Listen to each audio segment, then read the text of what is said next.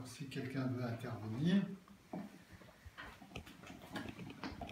Très courte. Père, si vous étiez invité à la conférence des évêques à Lourdes, tiendriez-vous exactement le même langage et feriez-vous la même conférence qu'à nous ce soir?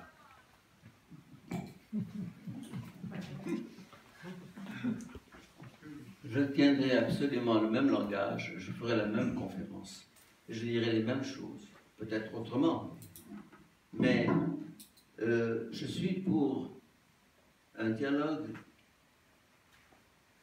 basé sur la vérité. Je ne suis ni de gauche ni de droite, comme votre président d'ailleurs, parce que je crois que ces catégories sont périmées.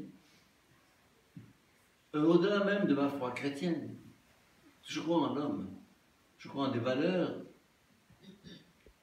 humaines, humanitaires.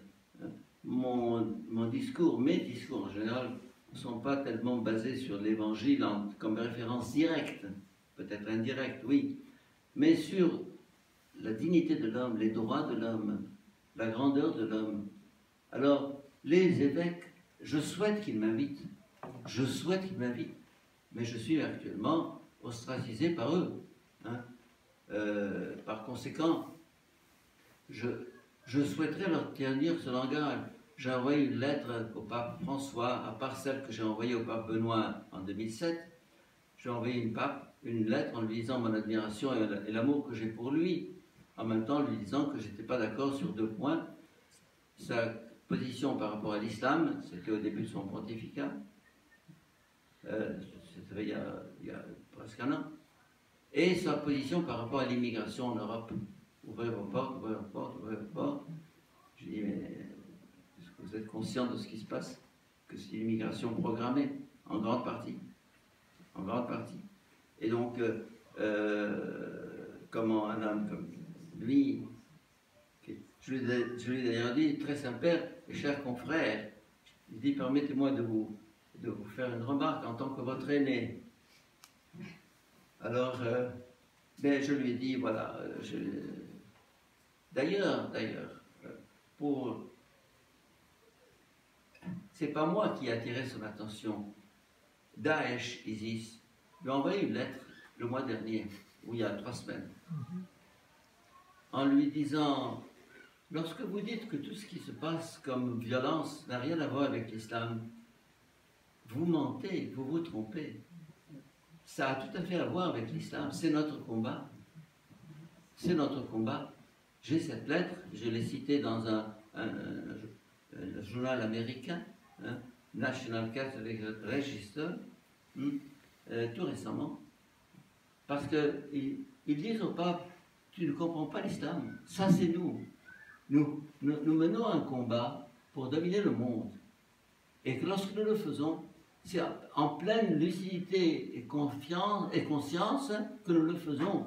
Donc ne dites pas, s'il vous plaît, abstenez-vous de répéter que ça, ce n'est pas l'islam. Alors, je lui ai cité ce passage au pape.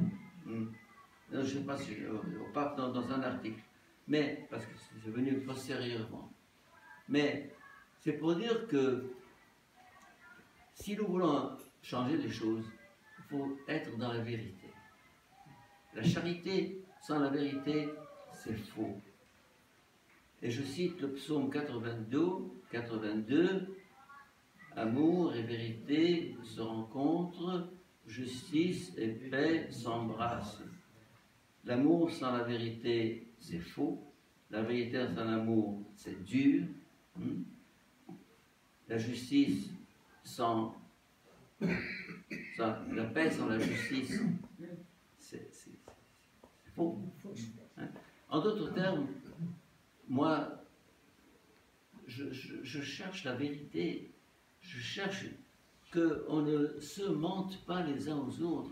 Et c'est une des raisons pour lesquelles le dialogue islamo-chrétien piétine depuis 50 ans, parce que ces dialogues qui se sont tenus un peu partout à travers le monde, avec des experts de l'Église catholique, n'ont abouti à rien depuis 50 ans. Pourquoi? Parce qu'on se dit des gentillesses. Et un dialogue, c'est pas fait pour se dire des gentillesses. C'est pour dire la vérité. Avec gentillesse, oui. Mais mettre sur la table les vrais problèmes. Et quand on occulte les vrais problèmes, comment voulez-vous qu'on progresse? On n'a pas fait un pas en avant sans dans l'impasse la plus totale. Parce que c'est un dialogue à sens unique.